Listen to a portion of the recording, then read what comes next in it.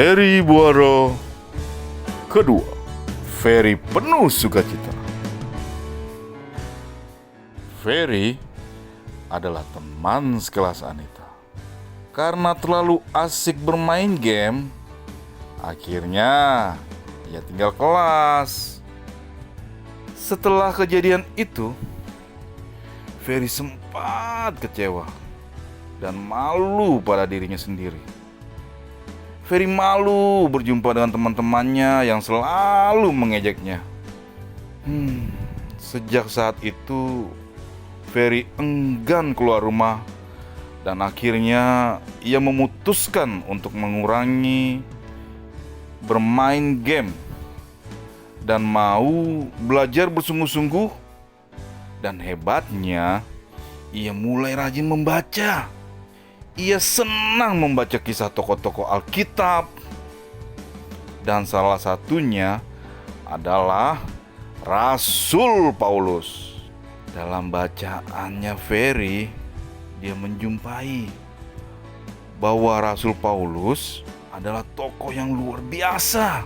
Sepanjang menjalankan tugas pelayanannya, Rasul Paulus berhadapan dengan banyak sekali tantangan yang tidak main-main.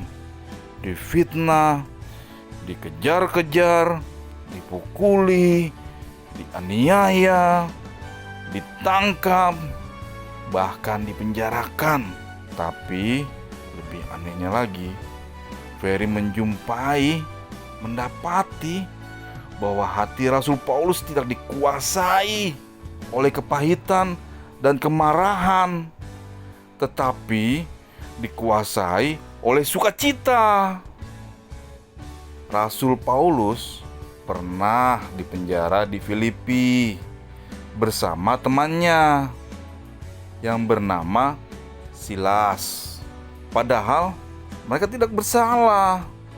Malam hari pada saat itu, Rasul Paulus memuji-muji Tuhan dan terjadilah mujizat di mana pintu penjara Paulus terbuka karena gempa bumi yang hebat.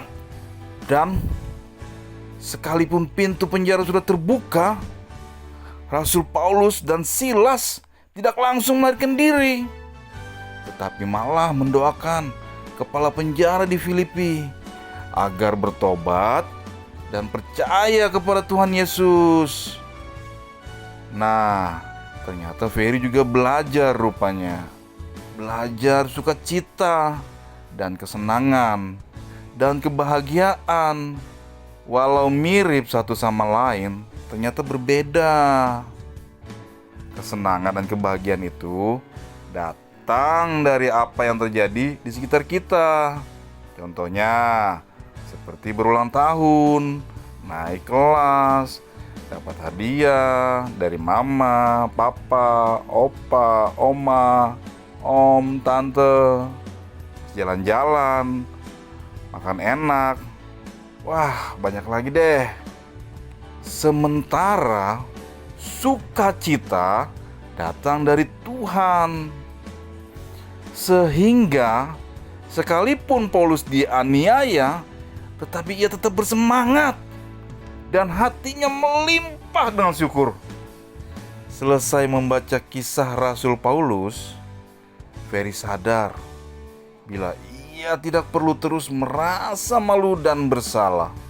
Ferry minta ampun kepada Tuhan karena malas belajar dan membuang-buang waktu selama ini, dan berjanji kepada Tuhan untuk tekun belajar.